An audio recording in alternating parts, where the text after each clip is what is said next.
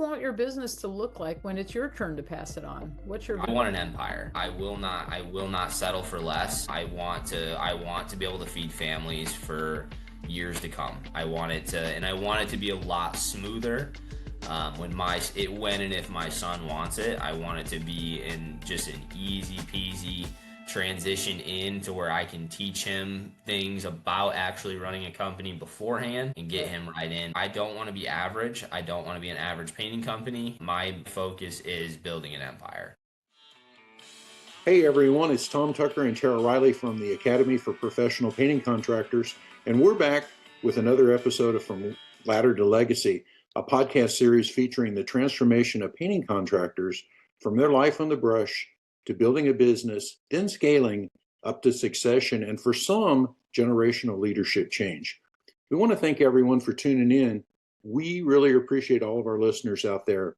And as a reminder, you can catch up on all episodes of From Ladder to Legacy on your favorite podcast platforms, as well as on the APPC channel on YouTube and Rumble. Tara, how you doing this morning? I'm doing great, Tom. You're changing things up a bit today, and I'm really excited that you have a third generation painting contractor as our guest. Yeah, it's really exciting to hear Colin's story for sure. You could say he's really got this industry in his DNA. He was born the year his father took over the business from his grandfather. And ironically, he's now taking over from his father on the same year as the birth of his first son. I think our listeners are going to love hearing his story. It sounds like a really interesting one. And on that note, we should probably get at it, right, Tom? Let's not make him wait any longer. Folks, it's my pleasure to bring in someone I've gotten to know and respect. Colin Fritts, the owner of Fritts Custom Finishing, located in DeMotte, Indiana, and I hope I didn't butcher that city, Colin. Welcome to From Ladder to Legacy. From Ladder to Legacy. I can't talk this morning, and thanks for joining us today.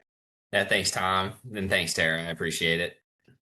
Hey, Colin, let's jump right into it. You know, as you mentioned, you're a third generation painter. What's it like to grow up in and around the business and then eventually step into a leadership role? Tell us a little bit about that history. A lot of fumes. I always smelt paint. I was around it a ton growing up, constantly brought to job sites. It was really cool to be part of. My dad had me doing little things, odds and ends, just throughout my childhood. And then I worked summers, obviously, once I was old enough to actually hold a brush and do things. And then, I didn't really learn much from my grandpa because he was obviously finished at that point. But it's been really cool. And now for a new journey. Yeah. So when did you realize you might join or even take over the business? I don't think it was an immediate thought. Like I said, I worked summers growing up, so I enjoyed it. It was definitely it was good money for a young kid. I mean, it's anything in the trades was worth it. We got to make good money, and that's always awesome being a 16, 17-year-old kid. Yeah. But I didn't take it super seriously. It was obviously a summer job. I didn't really have the concept that my name was on the trucks and on the building. Right. But then, as I got a little bit older, I actually took a break. I walked away from painting, not necessarily in general. I just took a break from my dad. We weren't really getting along. It's very tough to work for family. And then I worked a few other places, and I was just in a tough spot in life. And I decided, you know what? I'm just gonna take a rip at it. I'll go back. I'll keep doing some painting. So I worked for another painter for 6 months to a year, and realized how good I had it back at the family company and just how much more organized and how put together the company was. And so I went back there, and me and my dad talked, and that's all she wrote. And then I was there roughly 6 years, and we kind of started having those talks where my dad wanted out, and I realized that was definitely a path to my future. So That's a great story. And, I think we see that a lot with second generation, third generation. You got to step away for a minute to really realize what the value of, that you grew up with has for you. And I think it's good to be able to do that. So, um, the, kind of stepping back, I'm just curious, like, what kind of volume were you guys turning? You said you were a more organized business. What's been like the peak volume for your business? we did It was after I had come back, but roughly like volume just in revenue wise, we were roughly doing consistently 400,000. Yeah. And that was for a while. I didn't see the numbers that deep. I haven't went that far back into the numbers, but I know for a fact the second year after I was back, I was managing, we were doing some apartments. We had a pretty big apartment contract. Right. We had 8 guys and we did 686,000. Nice. And that was like our largest year. It still is our largest year to date. So it was really awesome to see that kind of volume coming through. We were definitely moving projects in and out at a good clip. Yeah, it's interesting to see that kind of scaling. So what values or lessons did you learn just by watching your dad? You mentioned you didn't really watch your grandpa too much, but watching your dad run the business, what were some of the key lessons you learned from that? I really learned problem solving. My dad had this bad habit of throwing younger kids into stuff they probably shouldn't have been doing, and just giving them the confidence to tackle it. And so at a very young age, I was left at job sites to, my main one is filling stained trim with wood putty, and you have to make a color and then you have to try and make it match. And I was like 15 years old filling and making my own color. Like nobody helped me. So he taught me a lot about like overcoming adversity and just making it happen. That was my grandpa's mentality. That was his mentality, that enough hard work will get it done. And you can pretty much do anything if you just get after it instead of hanging your head and questioning everything. So that was a major, major lesson. The second one is just how you treat people. It's all about just being kind and not taking advantage of people. We've always run a very fair company because it's just the proper way to treat people, especially in a small town. Yeah, so values, that's a key Mhm. thing you got from Exactly. him, for sure. So kind of shifting from, obviously, your decision to join the business to now, when was the moment it got real for you, that when you knew you were more than just part of the family but you were actually running things?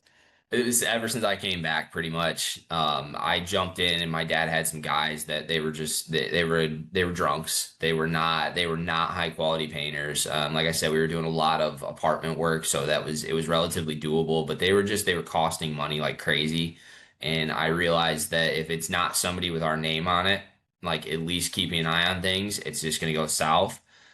So yeah, I have basically, I always joke that when I did come back, it got super real, super fast, mostly because I was making $15 an hour managing 6 or 7 guys. Yeah. And so it was very tough, and it was a very hard stretch. And I'd say ever since then, it's only not gotten harder, but it has gotten tougher, mostly because it's all fine when you're producing and you're on the ground floor producing, but now I have to help other guys produce. So it's ever since the real was June of this year when we did the full transfer, and it's like, okay, now I'm on the hook for everything. So Right. So is your dad out of the business completely yeah, now? 100%. Yes. Yep. So you're running it. Yep. Was that a difficult transition, or was it harder Oh for yeah. you, dad? Yeah. It was it still is. It's still a very difficult transition, mostly because my dad has, since from the get-go, micromanaged me. I think it's just what dads do.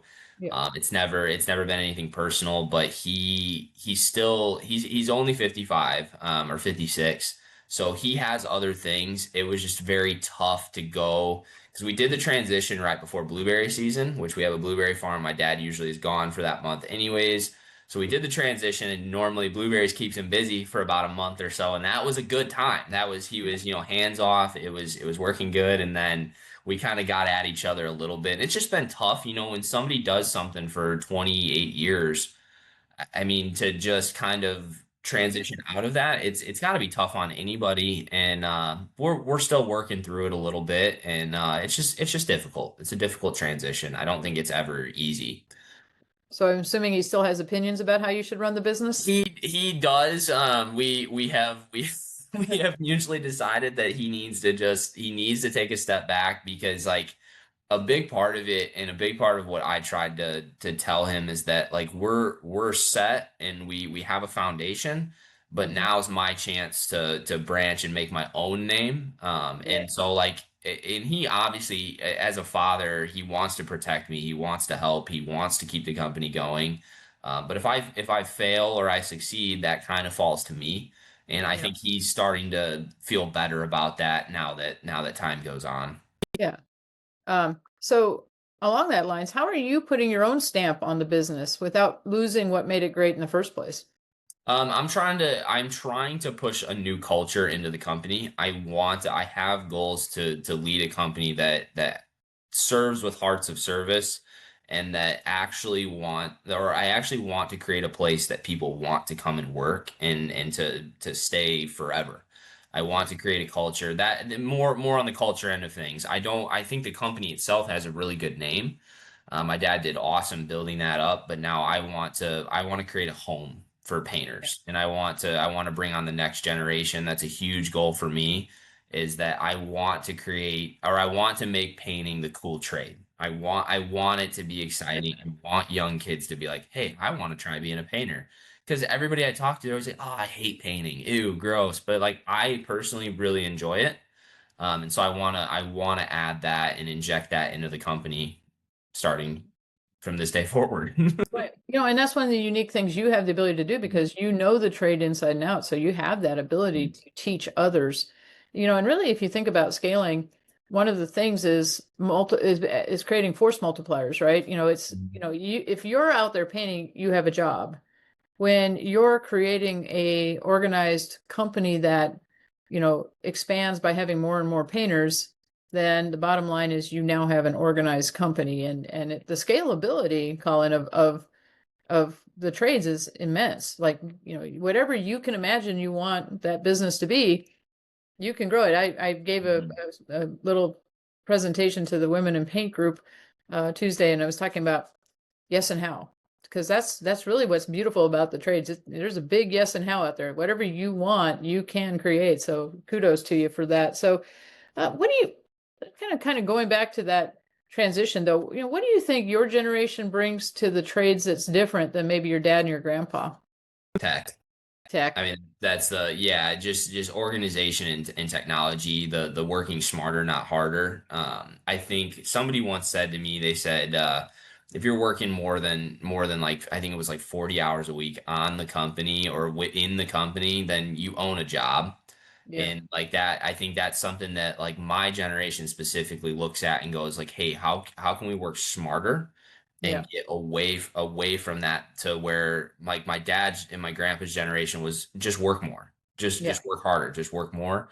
And I think we bring a different aspect, like, hey, maybe we can make this better. Maybe we can shift how we do this to just make it more efficient. So that I think that's what we bring. And I've noticed too with the younger generation that I hire, they're really awesome. They just require immediate feedback. And if you do listen to their feedback, typically they just look at things very differently. So technology and just working smarter now. Yeah. So what technology have you brought in? I brought in a CRM, so we have been using Paint Scout for a long time, probably a year and a half now. I'm switching over fully to drip jobs, and then obviously just Google Sheets, trying to tie data together. Yeah. I didn't realize how much I love it, but I do love data. I love seeing data because data doesn't lie. Yeah.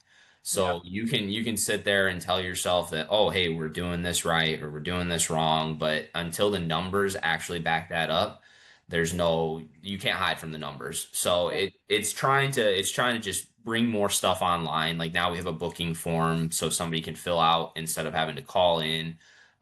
Just stuff like that, just minor tech things, but it is definitely a huge step up. Like even just QuickBooks Online was a giant jump for us, just being able to do direct deposit and Yeah. things like that. So just moving more into the tech age. Oh yeah, 100%. Um, so how are you building your own leadership style, and how do you see your leadership style comparing to like your dad's? I'm really trying my hardest to instill confidence into my employees. I do not want to be the micromanager. I don't, my dad was the micromanager and it was fine for me. Like it taught me a lot.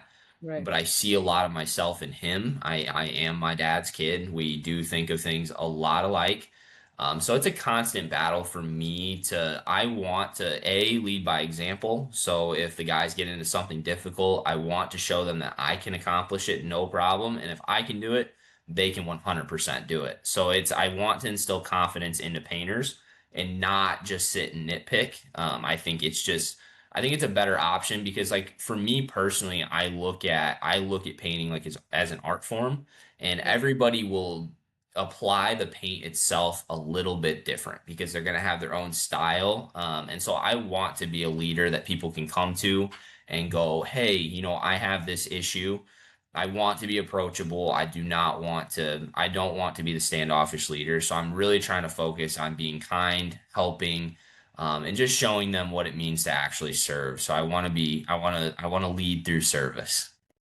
Well, that I think is a very intelligent way of bringing it to the table, and honestly, it kind of leads into my next thought, which is we start talking about legacy, and it's what kind of legacy are you trying to carry forward? And obviously, there's a big service bend in that, and Mhm. one that I appreciate. So, how are you really working to create that, other than just being kind? Are there other things you're doing to work to create that legacy? I don't know necessarily. It has a lot to do with me personally having to work on myself over time. I have to learn the values that I want to instill. I can't I can't come from a point where if I'm not doing it, then I can't expect my people to follow suit. Especially as I'm in a full leadership role. I want to bring people to me, not force them to fall in line, basically. Right. So I am definitely working on myself, trying to find some outlets where I'm not just completely focused on painting all the time. I've been trying to get into some new TV. I don't know, just trying to find some hobbies. I'd like to look more into doing some like personality tests on myself just to kind of see where I fall and where I end up. But I am doing a lot of personal work on myself, just some inflection and or retrospection, and just trying to figure out who I am as a person also, because I still am. I'm only 28, and now I have this giant elephant in front of me that I want to take into the future, and I want to get myself right first before I start trying to do too much, if that makes sense. Yeah, no, it does make sense. Um, what do you want your business to look like when it's your turn to pass it on? What's your vision? I I want an empire. That is my I will not settle for less. I want to be able to feed families for years to come. I want it to be a lot smoother. When and if my son wants it, I want it to be in just an easy peasy transition into where I can teach him things about actually running a company beforehand and get Right. him right in. But yeah, I don't want to be average. I don't want to be an average painting company. My focus is building an empire. Awesome. And especially in the town we're in. My family specifically has been here for over 100 years now. And so I don't want Fritz to ever leave the town. So Nice. that's my goal and focus. What does an empire look like to you? Is it, how broad a territory are you looking at? What kind of volume are you thinking? I mean, what does, other than feeding a lot of families, which is My end game would be 5 million a year. That would be where I would stop growing. And I'd like to service for sure the entire locality of my county. So we're in Jasper County, and I want to be the main painting company. It sounds selfish, but I don't want anybody else to succeed in my county.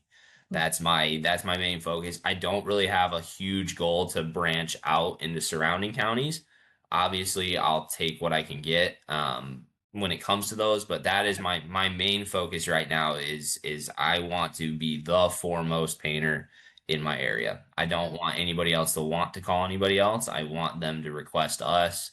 I want to provide a top quality product in a good time frame, and not have any any sort of issues or anything. So yeah, that would be my end game, would be that 5 million number, and then everything running smooth. I'd like to have an estimator or two on hand. I just don't want to scale too large.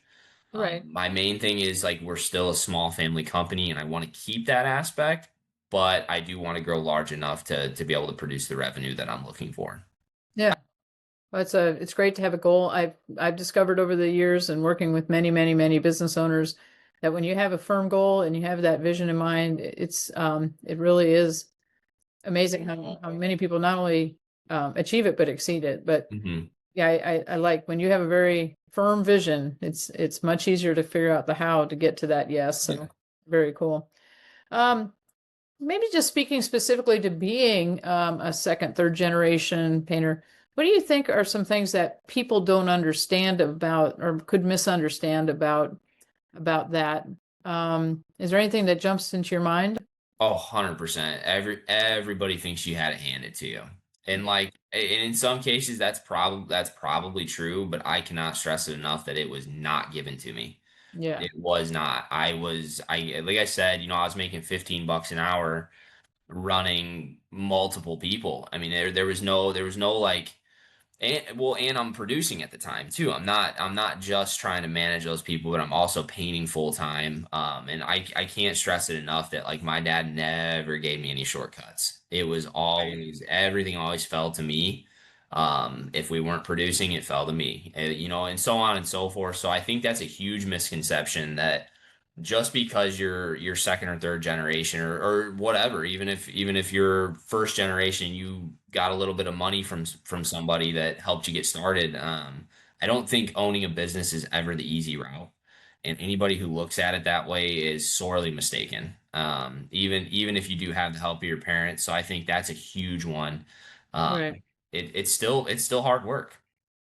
Yeah. Oh, I've had the pleasure of working with quite a few second, third generation people over the years in different, not just painting, but different businesses. And, I think having seen behind the curtain on a lot of that, it's harder. People think it's easier. Oh, you were just like you said, it was just handed to you, but it's honestly harder. The family dynamics and there are there's assumptions like trying to earning the respect of the crews and such. Can be interesting. Oh, you're just the kid. It's. Yep. I mean, it doesn't matter that you're close to 30 and you're an adult, but you always be the kid. It's like yeah, Well, so. it was tough then even Yeah. because I was so young at that starting point too. So I Right. had guys that were older than me, but I knew just as much, if not more, and could produce just if not more, just the Yeah. same. And that's always a difficult battle. So No, it's true. All right. Is there anything, what advice would you give to, well, I'll give you two questions because you have two places you can bring advice. One would be just what advice would you give to anybody just, starting out in the painting business and how to grow? And the second question would be, what advice would you give to another person who's in your shoes? So kind of, I'll start with the other person in my shoes because that'll be the quicker answer. If anybody was working for a family member and there is a transition period coming, make sure that the relationship is still there. That is the foremost. I never got that. We're working on it now, but we never got that where it was always my boss. It wasn't my dad. And so I think no matter what you do, anytime in family business, you should always make sure that you separate time that is business free because otherwise then that relationship falls apart and then you're mad at your boss all the time. So in my shoes, yeah, just make sure that relationship stays there. For somebody starting out, obviously I didn't have that. I don't know what it would take to just from bare bones. But I would think my main advice would be ready to go the extra mile. No matter what, even if you lose a couple of bucks, go the extra mile because that is how you build a foundation of repeat customers and people who spread the word because it's those little random acts of kindness. And obviously, you don't want to give away free stuff, but if it's a matter of like quick painting a door for somebody because you did their kitchen, like just do it. Just go the extra mile. Don't nickel and dime everybody. It will come. Money comes with time.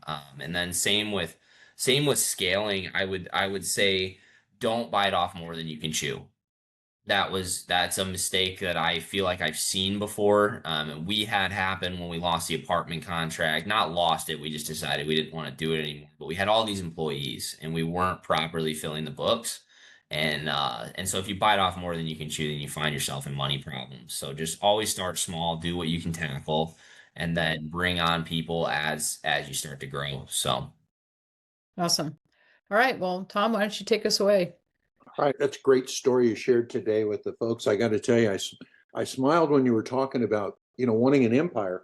And I think, with your approach of taking care of your people and getting the systems and processes in place for them, you're well on the way with that too. Because it's more than just driving sales. It's really building that company. My last question that I have for you, and you think about your family's legacy, say at the berry farm. If you had a mural up on a billboard as the folks were coming to pick berries, and you were going to add a section, your own section, to the family legacy, what would be painted on it? it's a really good question, Tom. I like to think that I would just paint a sun.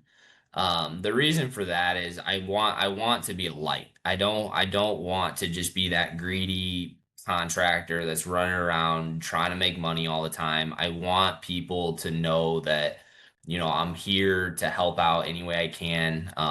Anything, again, any way I can go the extra mile. So I like to think that I'd paint a sun, just a nice bright sunshine, because I do love the sunshine also. You can't go wrong with being out in the nice warm weather.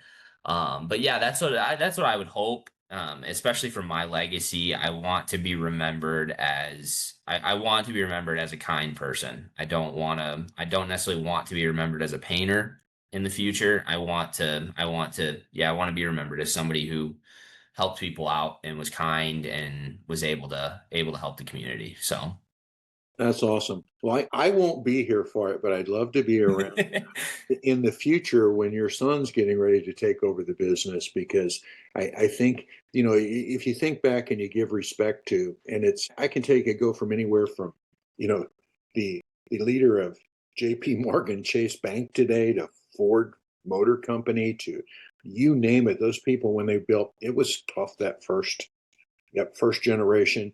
And what you were talking about, nothing was ever given to those people. They were the hardest working people that next couple of generations. But you think of the companies that they grew into. You think about when your grandpa started, business has changed since then. He was using the tools of the day. Same way with your dad. And you think of the things you have today. You grew up in the internet generation. You're really the first, that you've had the internet your entire life. And think of what your son's going to have. It's going to change into the future. It's exciting, but thank you very much. I really appreciate you taking time to share with our members and the folks out there today. You had a great story, and we look forward to continuing to work with you. We appreciate having you as a member at APPC. And Tara, I just wanted to ask one last question on this. You jumped in, and this is one of the pillars that you have with your company working with APPC. What can you share with the members, the value that you've gotten out of being a member at this point? Yeah, oh, totally. I've just learned so much. The main one that I always go to, and especially right this very second, is the hiring process. I mean, the association has just absolutely helped me learn how to hire properly. I have a group of people right now that going through the phase and following it, and obviously tweaking little things here and there that just work a slight bit better for me, but taking that groundwork that you guys have laid out is just spectacular. I have the best employees right now. They are great people. And again, that's all thanks to you guys. And then also to just in general, the support that you guys give to members and the stuff that you teach and all through the program is just incredible. Really great data, really great information, really smart. It's also helped me just learn what it actually takes to run a company, not just be part of a painting company. Awesome. As I said, we're glad to have you, and you shared with me that you and your wife are coming to Summit in Chattanooga this January. So if Yep. folks have any other questions, they can meet up with you there, and we look forward to seeing you there too. Awesome. Yeah. Thank you guys so much for your time. Yeah. Well, no, thank you, Colin. It was a great story, and it's really great getting to know you even better on the call. So look forward to seeing you at Summit. Yep.